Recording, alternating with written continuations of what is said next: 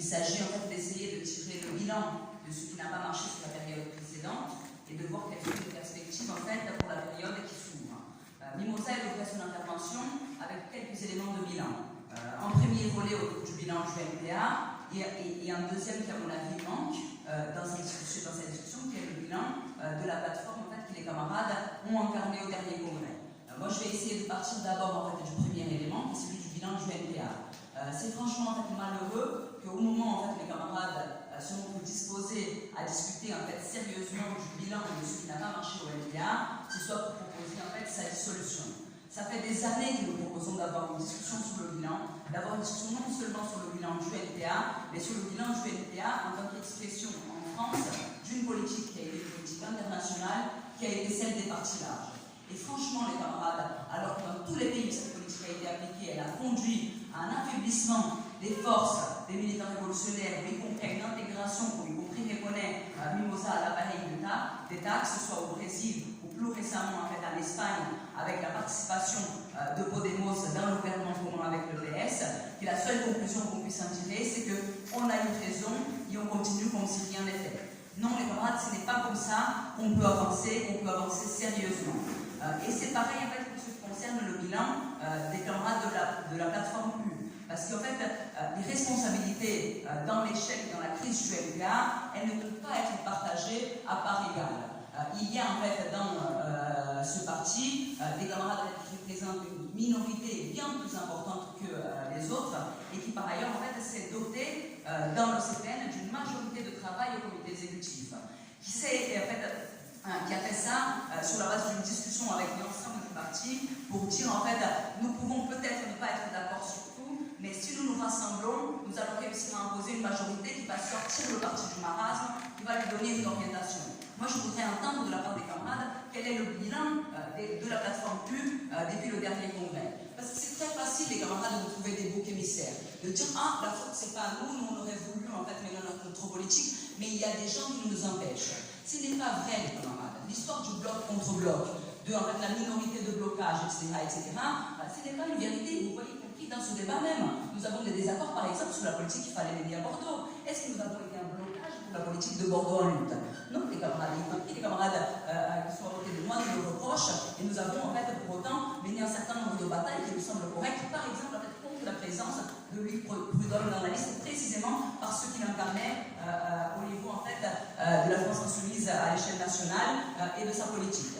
Donc de ce point de vue-là, il faut se défaire des mythes et essayer de voir, en fait, d'aborder la discussion en fonction de la réalité. Et la réalité, c'est que ces débats de congrès, ils ont commencé très mal. Et ils ont commencé très mal, non pas parce que les tendances auraient fait en fait un esclandre, y aurait accusé quiconque de réformisme, etc., parce que tout ça, c'est aussi des fantasmes. Personne n'accuse les camarades en fait, qui sont autour de cette table d'être réformistes. Nous avons des débats d'orientation, de stratégie et de programmes que nous voulons aborder en fait, dans toute sérénité et avec beaucoup de sérieux. Mais néanmoins, en fait, les camarades, ils ont décidé d'ouvrir le processus de congrès avec une tentative en fait, de coup d'État dans le CPN pour imposer que le congrès se déroule selon des règles en fait, inédites, aussi bien dans le MPA que dans la FCR. C'est-à-dire un congrès pour lequel, pour pouvoir voter, il aurait fallu adhérer au parti un an auparavant, et comme par hasard, ça tombait pile au moment du début du mouvement des retraites.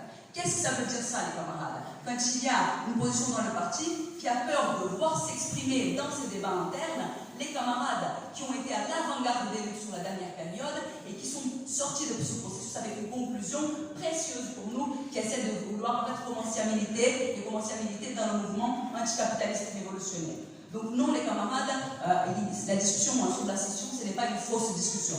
Cette discussion, elle existe au sein des camarades de la PFU, elle a été abordée hier dans la réunion. Il y a tout un tas de camarades qui assument qu'ils ne veulent plus construire un parti commun avec une partie des camarades du MPA. Et pour cela, comme ils craignent en plus en fait, d'être minoritaires, ils ont essayé d'imposer un congrès en fait, selon des règles qui sont des règles, en fait, comme je disais, inédites. Ce truc-là n'est pas passé.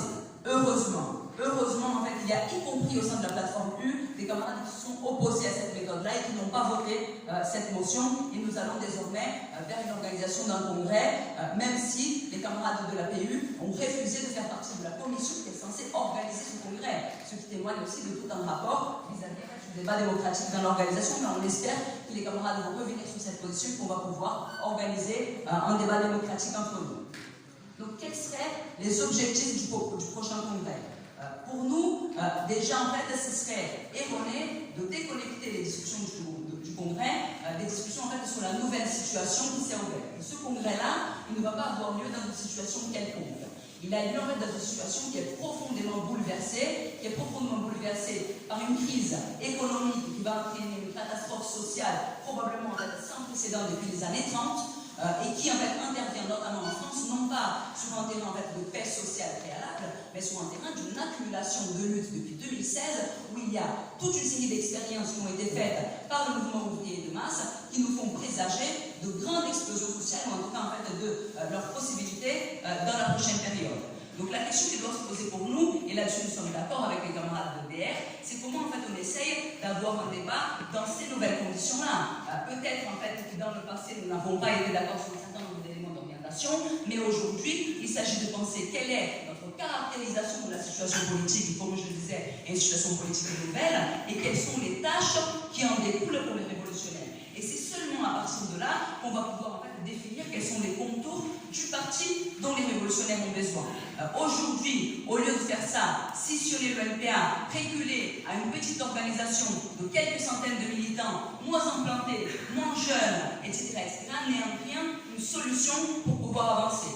D'autant plus en fait que malgré que les camarades disent qu'ils partagent un projet en commun, on voit bien qu'il y a beaucoup de désaccords entre eux, que ce soit en fait sur le rapport à avoir avec les autres sensibilités du parti. Il y en a qui pensent en fait qu'il serait possible de travailler avec certains et pas avec d'autres, mais aussi compris avec le projet pour la suite. Dans leur réunion en fait d'hier à laquelle on a pu également assister, il y a tout un tas de camarades qui disaient qu'il fallait revenir au projet de départ du NPA et d'autres qui disaient que non, ce projet est dépassé, etc., etc.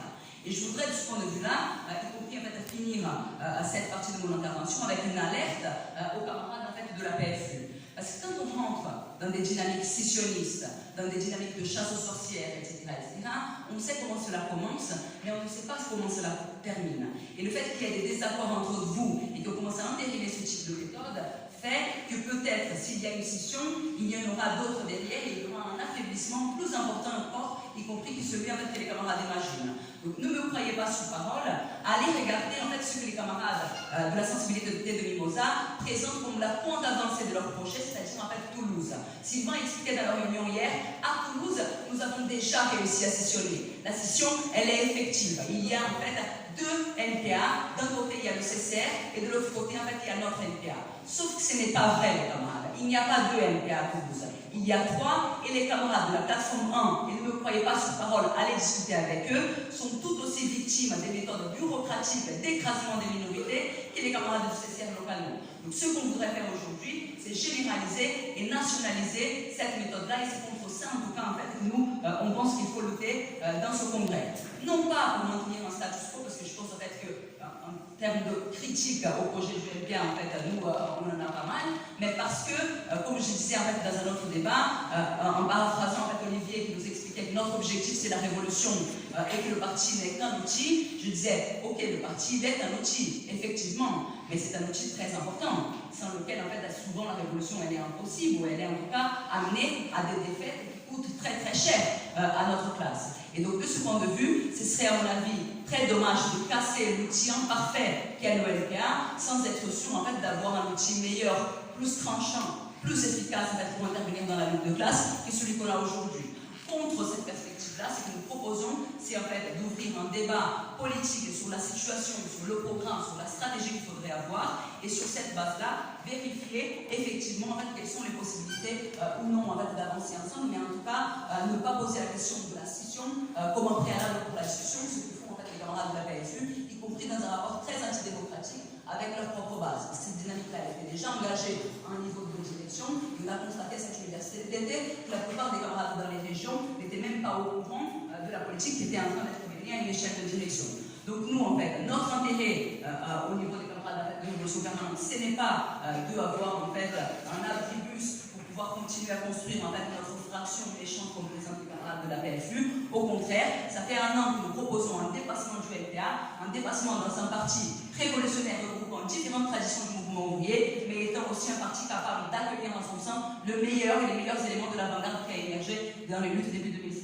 Merci, c'est à Gaël.